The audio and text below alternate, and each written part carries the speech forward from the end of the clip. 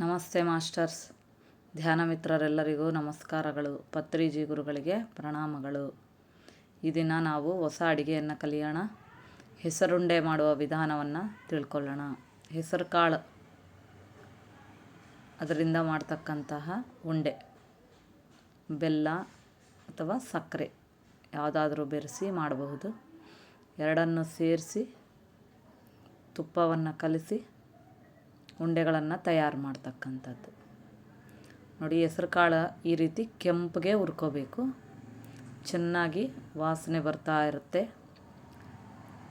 ಆ ರೀತಿ ಹುರಿಬೇಕು. ಕೆಂಪಗೆ ಹುರಿದು ತಣ್ಣಗಾಗೋದಕ್ಕೆ ಬಿಡಬೇಕು. ತಣ್ಣಗಾದ ನಂತರ ಅದನ್ನು ನಾವು ಮಿಕ್ಸಿಗೆ ಹಾಕಬೇಕು, ಅಥವಾ ಮೆಷಿನ್ನಿಗೆ ಕೊಟ್ಟು ಹಾಕ್ಸ್ಕೊಂಬರ್ಬೋದು. ಮೆಷಿನ್ಗೆ ಹಾಕಿದರೆ ಪೂರ್ತಿ ನುಣ್ಣಗಾಗಿರುತ್ತೆ. ಮಿಕ್ಸಿಗೆ ಹಾಕಿದಾಗ ಇದರ ಸ್ವಲ್ಪ ತರಿ ಇರಬೇಕು. ಜಾಸ್ತಿ ಹೊತ್ತು ಹಾಕಿದರೆ ತರಿ ಬಂದಿರುತ್ತೆ, ನಡೆಯುತ್ತೆ. ಪೂರ್ತಿ ತರಿ ಆಗಿಬಿಟ್ರೆ ಮತ್ತು ಜರಡಿ ಹಿಡಿಬೇಕಾಗುತ್ತೆ. ಈ ರೀತಿಯಲ್ಲಿ ಮಾಡ್ಕೊಳ್ಳಿ, ಆಗ ಜರಡಿ ಹಿಡಿಯೋದೂ ಬೇಕಾಗಿಲ್ಲ. ಇಲ್ಲಿ ನಾನು 2 ಲೋಟ ಹೆಸರು ಕಾಳನ್ನು ತೊಗೊಂಡಿದ್ದೀನಿ. 2 ರೀತಿಯಲ್ಲಿ ಮಾಡ್ತಾಯಿದ್ದೀವಿ, ಸಕ್ಕರೆ ಮತ್ತು ಬೆಲ್ಲ ಬೇರೆ ಬೇರೆ. ಈಗ ಸಕ್ಕರೆ 1 ಲೋಟವನ್ನು ತೊಗೊಂಡಿದ್ದೀವಿ, ಬೆಲ್ಲ 1 ಲೋಟವನ್ನು ತೊಗೊಂಡಿದ್ದೀವಿ. ಸಕ್ಕರೆಯನ್ನು ಪುಡಿ ಮಾಡಿ ಒಂದರಲ್ಲಿ ಬೆರೆಸಿದ್ದೀವಿ. ಬೆಲ್ಲವನ್ನು ನುಣ್ಣಗೆ ಮಾಡಿಬಿಟ್ಟು ಒಂದರಲ್ಲಿ ಬೆರೆಸಿದ್ದೀವಿ. ಇದು ಅಂಟು ಬೆಲ್ಲ. 1ಕ್ಕೆ 1 ಲೋಟ ಹೆಸರು ಕಾಳಿಗೆ 1 ಲೋಟ ಸಕ್ಕರೆಯನ್ನು ಹಾಕಿ ಮಾಡ್ತಕ್ಕಂಥದ್ದು. ನೋಡಿ, ಇದನ್ನೆಲ್ಲ ಪೂರ್ತಿಯಾಗಿ ಮಿಕ್ಸಿಗೆ ಹಾಕ್ಕೊಂಡು ಕಲಿಸ್ತಾ ಇರೋದು. ಸಕ್ಕರೆ ಮಿಶ್ರಣ ಮಾಡಿ ಮಾಡ್ತಕ್ಕಂಥದ್ದು ನೀಟಾಗಿ ಮಿಕ್ಸ್ ಆಗೋಗ್ಬಿಡುತ್ತೆ ಸಕ್ಕರೆ ಪುಡಿಯೊಂದಿಗೆ ಹೆಸರು ಕಾಳು ಪುಡಿ. ಆದರೆ ಬೆಲ್ಲ ಹಾಕಿದ್ದು ಮಾತ್ರ ಖಂಡಿತ ಮತ್ತೊಂದು ಬಾರಿ ಮಿಕ್ಸಿಗೆ ಹಾಕಬೇಕು. ಈ ರೀತಿ ಚೆನ್ನಾಗಿ ಮಿಕ್ಸ್ ಮಾಡ್ಕೊಂಡ್ಬಿಟ್ಟು ನಾವು ಮಿಕ್ಸಿಗೆ ಹಾಕ್ತಾಯಿದ್ದೀವಿ. ನೋಡಿ, ಈ ಥರ ಬರುತ್ತೆ. ನೀಟಾಗಿ ಎಲ್ಲವನ್ನು ಹಾಕ್ಕೋಬೇಕು. ಇದನ್ನು ಟೇಸ್ಟ್ ಮಾಡಿ ನೋಡ್ಬೋದು ನೀವು. ಅಕಸ್ಮಾತ್ ನಿಮಗೆ ಕಡಿಮೆ ಸಿಹಿ ತಿನ್ನೋರಿಗೆ ಕಡಿಮೆ ಬೆಲ್ಲ ಹಾಕ್ಕೋಬೋದು.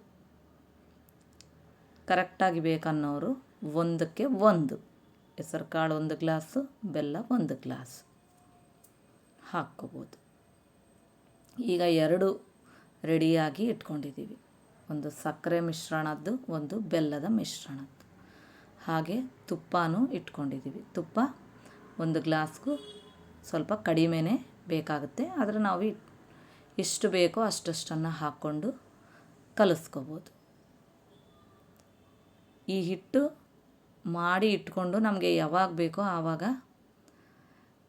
ಬೆಲ್ಲ ಮಿಕ್ಸ್ ಮಾಡಿಕೊಂಡು ತುಪ್ಪ ಮಿಕ್ಸ್ ಮಾಡಿಕೊಂಡು ಉಂಡೆಗಳನ್ನು ಮಾಡ್ಕೋಬೋದು. ಉಂಡೆ ಚೆನ್ನಾಗಿ ಮಿಕ್ಸ್ ಮಾಡಿದಾಗ ಈ ರೀತಿ ಕಟ್ಟಾಗಬಾರ್ದು. ಈ ರೀತಿ ಪುಡಿ ಆಗ್ತಾಯಿದೆ ಅಂದರೆ ಇನ್ನೂ ಸ್ವಲ್ಪ ತುಪ್ಪ ಹಿಡಿಯುತ್ತೆ ಅಂತ ಹೇಳಿ ನಾವು ತುಪ್ಪವನ್ನು ನೀಟಾಗಿ ಹಾಕಿ ಕಲಸಿ ಉಂಡೆ ಕಟ್ಟಿದ ಮೇಲೆ ಮುರಿಬಾರ್ದದು. ಮುರಿಲಾರ್ದಂಗೆ ಸರಿಯಾಗಿ ಬಂದಿದೆ ಅಂತ ಹೇಳಿದ್ರೆ ಎಲ್ಲವೂ ನೀಟಾಗಿ ಆಗಿದೆ ಅಂತ ಅರ್ಥ. ನೋಡಿ, ತುಪ್ಪದೊಂದಿಗೆ ಮಿಶ್ರಣ ಮಾಡಿ ಉಂಡೆಯನ್ನು ತಯಾರು ಮಾಡ್ತಾಯಿದ್ದೀವಿ. ಈ ರೀತಿಯಲ್ಲಿ ತಾವುಗಳೆಲ್ಲರೂ ಮಾಡ್ಕೋಬೇಕು. ಮಕ್ಕಳಿಗೆ ಮಾಡಿಕೊಡಬೇಕು. ಕಾಳನ್ನು ಬಳಸಿ ಉಂಡೆ ಮಾಡೋದರಿಂದ ಮಕ್ಕಳಿಗೆ ಎಲ್ಲ ಪೋಷಕಾಂಶನೂ ಇದರಲ್ಲಿ ಸಿಗ್ತಾ ಹೋಗುತ್ತೆ. ನೋಡಿ, ಈಗ ಸಕ್ಕರೆದು ಮಾಡ್ತಾಯಿದ್ದೀವಿ. ಸ್ವಲ್ಪನೇ ತುಪ್ಪವನ್ನು ಬೆರೆಸಿ ನಮಗೆ ಎಷ್ಟು ಬೇಕೋ ಅಷ್ಟನ್ನು ಕಲಿಸ್ಕೊಂಡು ಉಂಡೆಗಳನ್ನಾಗಿ ಮಾಡ್ತಕ್ಕಂಥದ್ದು. ತುಂಬ ರುಚಿಕರವಾಗಿ ಇರುತ್ತೆ. ಧ್ಯಾನ ಮಾಡಿ ಅಡುಗೆ ಮಾಡಿರಿ, ಸ್ನಾನ ಮಾಡಿ ಅಡುಗೆ ಮಾಡಿರಿ.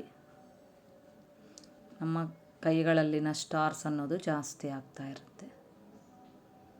ಪತ್ರಿಜಿಯವರು ಹೇಳ್ತಾರೆ, ಸಿಹಿಯನ್ನು ಬಿಟ್ಟು ಸಾಧನೆ ಮಾಡಿರಿ, ಧ್ಯಾನ ಸಾಧನೆ ಹೇಗಿರುತ್ತೆ ಅಂತ ಗೊತ್ತಾಗುತ್ತೆ. ಸಿಹಿ ಅನ್ನೋದು ತಮೋಗುಣ, ಸ್ವಲ್ಪ ಸ್ವಲ್ಪ ತಿಂದರೆ ಓಕೆ.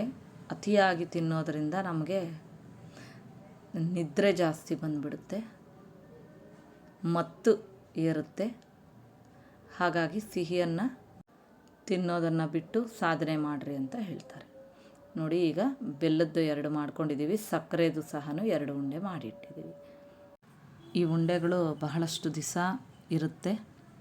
ಮಕ್ಕಳೆಲ್ಲಾದರೂ ಹೋಗ್ಬೇಕಂದಾಗ ಅಥವಾ ಸ್ವಲ್ಪ ದಿವಸ ನಾವು ಕಟ್ಕೊಂಡು ಹೋಗಬೇಕು ಯಾವುದಾದ್ರೂ ಪದಾರ್ಥಗಳು ಅಂತ ಹೇಳಿದಾಗ ಇಂಥ ಉಂಡೆಗಳನ್ನು ತೊಗೊಂಡೋದ್ರೆ ಸಾಕಷ್ಟು ದಿನ ಇರುತ್ತೆ. ಮಕ್ಕಳು ಹಾಸ್ಟೆಲ್ನಲ್ಲಿರ್ತಾರೆ ಅಂಥವ್ರಿಗೆಲ್ಲ ನೀವು ಸಿಹಿ ತಿಂಡಿಯನ್ನು ಮಾಡಬೇಕಾದಾಗ ಈ ಹೆಸರುಂಡೆಯನ್ನು ಮಾಡಿಕೊಡಿ.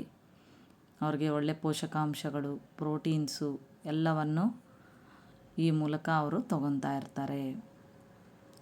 ಈ ವಿಡಿಯೋ PMC ರಾಯಚೂರು ವತಿಯಿಂದ ಬರ್ತಾ ಇರ್ತಕ್ಕಂಥದ್ದು. ಎಲ್ಲರೂ ಲೈಕ್ ಮಾಡಿ, ಶೇರ್ ಮಾಡಿ, ಸಬ್ಸ್ಕ್ರೈಬ್ ಮಾಡಿ, ನೋಟಿಫಿಕೇಷನ್ಗಾಗಿ ಬೆಲ್ ಬಟನ್ನನ್ನು ಒತ್ತಿ. ಮತ್ತೊಂದು ಅಡುಗೆ ವಿಡಿಯೋಂದಿಗೆ ನಾವು ಭೇಟಿಯಾಗೋಣ. ಎಲ್ಲರಿಗೂ ಧನ್ಯವಾದಗಳು. ನನ್ನ ಹೆಸರು ಮಾರಂ ಹೇಮನಾರಾಯಣ, ರಾಯಚೂರು ಪಿರಮಿಡ್ ಮಾಸ್ಟರ್. ಅಡುಗೆ ವಿಡಿಯೋಗಳಿಗಾಗಿ PMC ರಾಯಚೂರು ಯೂಟ್ಯೂಬ್ ಚಾನಲನ್ನು ವೀಕ್ಷಿಸಿ. ಸಾತ್ವಿಕ ಅಡಿಗೆಗಳು ಎಂಬ ಹೆಸರಿನ ಮೇಲೆ ಪ್ಲೇಲಿಸ್ಟ್ ಅನ್ನೋದು ಇರುತ್ತೆ. 190ನೇ ವಿಡಿಯೋ ಹೆಸರುಂಡೆ.